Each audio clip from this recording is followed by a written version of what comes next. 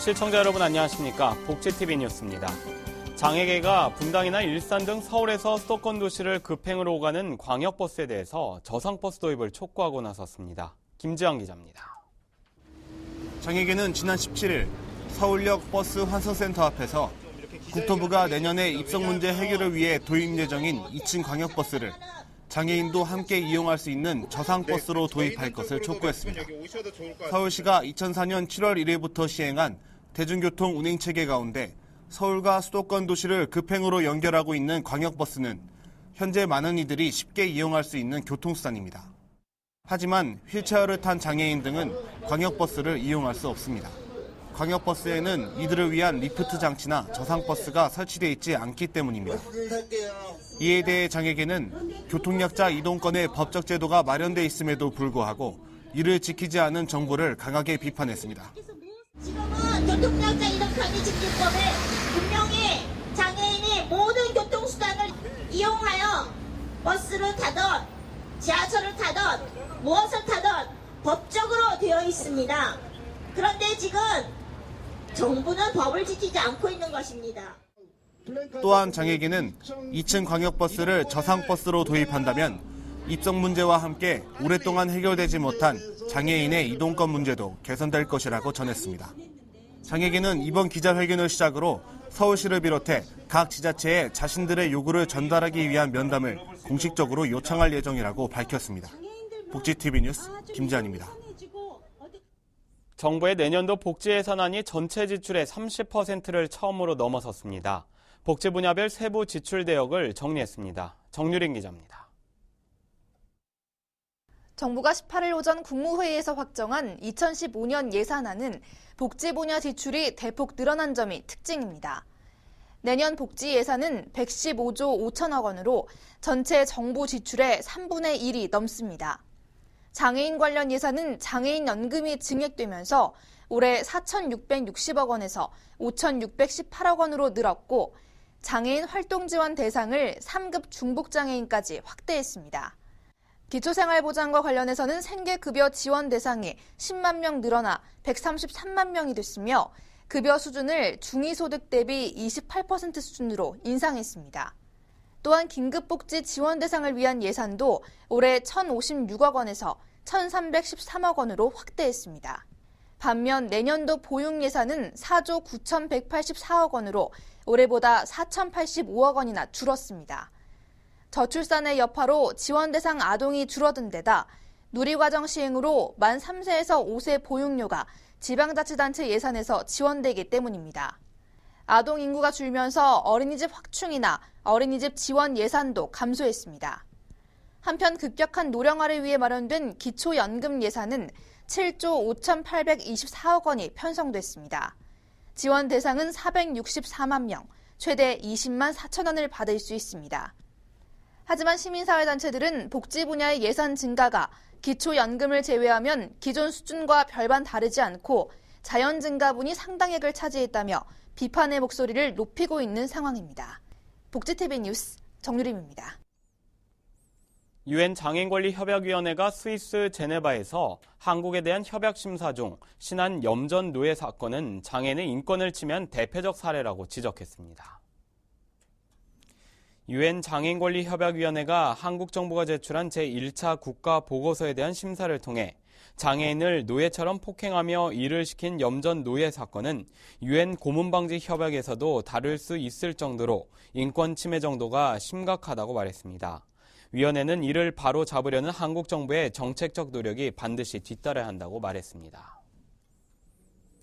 장애인 실종 신고가 매년 7,000건 이상 증가하는 것으로 나타났습니다. 국회 남윤인순 의원이 최근 경찰청으로부터 받은 자료에 따르면 장애인 실종 신고 접수 건수가 지난 2010년 6,708건에서 2011년에는 7,377건, 지난해 7,000건 이상으로 증가했다고 밝혔습니다. 또한 같은 기간 장애인 미발견 건수는 모두 157건이었습니다. 남윤인순 의원은 정부와 사회복지시설 등의 긴밀한 협력 체계를 구축해 실종장애인을 조기 발견하고 적극적으로 보호해야 한다고 말했습니다. 국내 여성들의 육아휴직률이 경제협력개발기구 OECD 회원국 24곳 가운데 세 번째로 낮은 수치로 나타났습니다. 한국보건사회연구원은 육아휴직 제도를 이용하는 한국 여성들은 10명 중 2명에 불과하다고 밝혔습니다. 연구원은 2012년 기준 국내 여성의 육아휴직률은 22.6%로 나타났다며 OECD 회원국 중 스페인과 영국에 이어 세 번째로 낮은 수치라고 말했습니다. 연구원은 국내 육아휴직 이용률이 낮은 이유로 여성 근로자의 비정규직 비율이 높아 고용보험 가입률이 낮은 점과 휴직할 때 회사의 눈치를 봐야 하는 사회적 분위기 등으로 분석된다고 설명했습니다. 일자리를 찾는 사람과 일할 사람을 구하는 기업이 서로 연결이 되지 않아서 취업난과 인력난이 동시에 문제가 되고 있죠. 이런 문제를 해결하기 위해 지자체와 대학들이 기업과 손을 맞잡았습니다. 우세린 기자입니다. 내게 맞는 일자리는 어디에 있는지를 구인 게시판을 꼼꼼히 살펴보고 정성 들여 이력서도 채워넣습니다.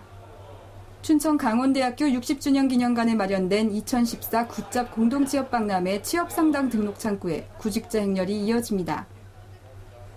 유통과 생산직 등 채용 대상이 다양하다 보니 구직 희망 연령대도 다양합니다.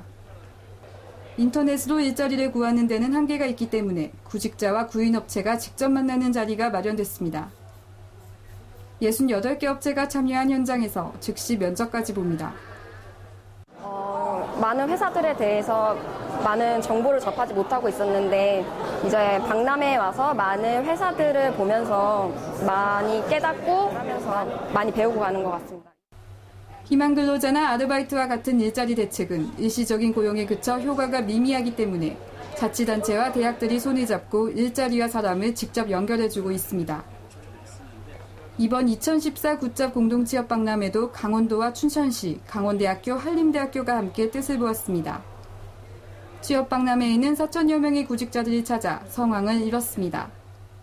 그 개최하는 기관들이 이것을 좀 규모 있게, 좀 짜임새 있게 한번 모아서 공동적으로 한번 박람회를 하면은 또 좋은 효과가 있지 않느냐 하는 뜻에서 이 박람회를 하게 되었습니다.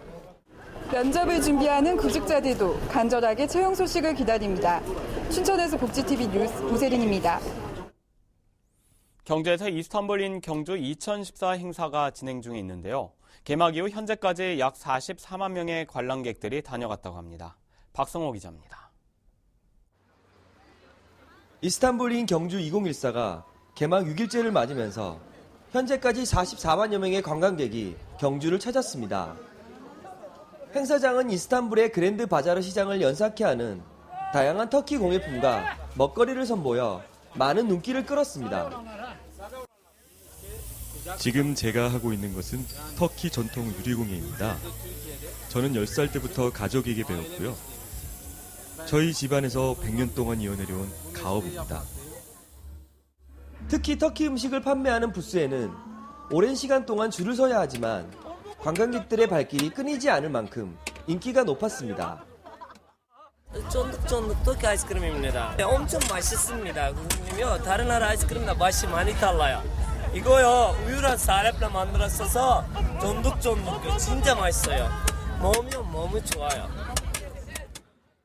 그 밖에도 경상북도에서는 별도의 판매 부스를 마련하여 여러 지역의 특산품을 소개하는 등 이스탄불시가 개최한 이번 행사를 적극 지원하였습니다. 이번 연도에 터키를 한번 갔었는데 그래서 경주에서 또 이런 문화 축제를 한다고 해서 오게 됐어요. 그랜드 바자르 느낌은 터키하고 매우 흡사해요. 그리고 파는 것도 다 비슷하고 터키를 한국에서 또 다시 보는 느낌이에요. 이번 행사는 오늘 22일까지 경주 황송공원 일대에서 진행되며 경주는 지금 축제의 분위기로 한껏 들뜬 모습입니다. 포항에서 복지TV 뉴스 박성호입니다.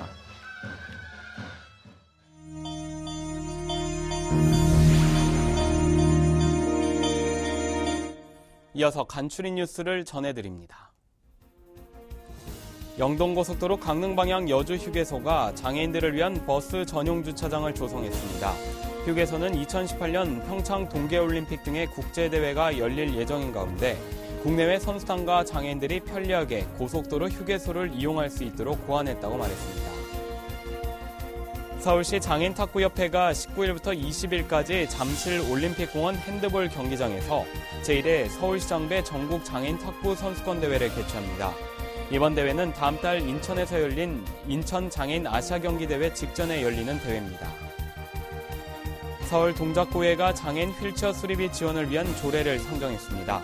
조례안이 원안대로 가결될 경우 국민기초생활보장법에 따른 수급자와 차상위 계층의 장애인은 휠체어 수리 비용의 전부 또는 일부를 연간 20만 원 이내에서 지원받을 수 있고 이에 해당하지 않는 장애인도 수리 비용의 절반인 연간 10만 원 이내로 지원받게 됩니다. 한국시각장애인연합회 서울시 지부가 오는 20일 오전 9시 서울 남산 산책로에서 2014년 시각장애인 어울림 걷기 마라톤 대회를 개최합니다. 마라톤만 성별을 구분해 진행하고 걷기 대회는 서울시 거주 시각장애인 누구나 참가할 수 있습니다. 참가비는 없으며 참가자 전원에게는 중식과 기념품이 제공됩니다. 유튜브와 페이스북 상에서 장애인이 쉽게 운전할 수 있는 자동차 영상이 화제가 되고 있습니다. 체코에서 개발 중인 이 자동차는 전면부가 위로 들려 휠체어를 탄 채로 탑승하도록 되어 있습니다. 휠체어는 차량 바닥에 고정되고 속도 조절도 핸들 오른쪽의 기어 방식으로 가능합니다. 경기도 관내 78개 사회복지시설에서 생활하고 있는 장애인과 종사자들이 참가한 가운데 의정부에서 제15회 경기도 시설장애인 체육대회가 열렸습니다. 이날 대회에서는 다채로운 행사와 운동 경기가 진행됐습니다.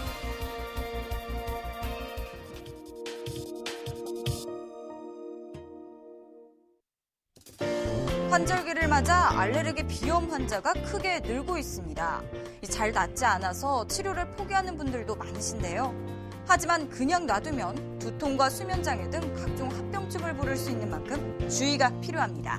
이번 시간 건강해지는 팁에서는 알레르기 비염의 예방법과 치료법을 알아봅니다. 계속 흐르는 콧물 때문에 코 주변이 가려워 극적이다가 이번에는 눈을 비빕니다. 가려움을 참을 수 없는지 눈을 비비는 속도가 매우 빨라집니다. 이 여성은 환절기의 극성인 계절성 알레르기 비염을 겪고 있습니다. 9월에 가장 많이 발생하는 계절성 알레르기 비염은 맑은 콧물, 발작적인 재채기, 코막힘이 주요 증상으로 열이 나지 않는 게 감기와 다른 점입니다. 환절기에만 심하게 나타났다가 가라앉는 경우가 많아 방치하기 쉽습니다. 무엇보다 알레르기 비염의 치료 초점은 관리라고 할 수 있는데요. 알레르기 피부 반응 검사를 통해 알레르기 유발 물질을 찾아서 피하면 치료에 큰 도움이 됩니다. 피부 안에다가 원인이 되는 항원을 떨어뜨리고 주사 침으로 살짝 들어가게 한 다음에 얼마나 붓는지 홍반을 보게 됩니다. 그래서 알레르기가 일어나는 경우는 뻘겋게 붓는 증상이 보이기 때문에 이런 경우로 본인의 어떤 물질에 알레르기 있는지를 알 수가 있습니다. 알레르기 유발 물질을 최대한 피하고 약물로 증상을 가라앉히면 두통, 축농증, 천식은 물론 수면장애까지 부르는 합병증을 막을 수 있습니다. 그리고 또 하나의 건강 팁. 콧물은 비염의 주요 증상인데요. 콧물이 난다고 해서 바로 휴지로 콧구멍을 막거나 콧물이 멈출 때까지 세게 푸는 것은 오히려 좋지 않습니다. 콧물은 온도와 습도 등 코 속 환경을 안정화시켜주고 세게 풀어서 점막이 다치면 증상이 오히려 심해질 수 있기 때문입니다. 환절기마다 찾아오는 지긋지긋한 알레르기 비염. 꾸준한 관리만이 치료의 지름길입니다. 영동고속도로 강릉 방향에 있는 여주 휴게소가 장애인 버스 전용 주차장을 조성했다는 뉴스를 앞서 전해드렸습니다. 휴게소의 이런 작은 배려, 정말 기분 좋은 일이 아닐 수 없는데요. 한 가지 아쉬운 점은 이러한 작은 움직임 속에서도 정부나 버스를 만드는 자동차 회사들은 여전히 고속버스에 장애인들이 편하게 이용할 수 있는 환경을 조성하지 않고 있다는 것입니다. 이상으로 복지TV 뉴스를 마칩니다. 시청해주셔서 고맙습니다.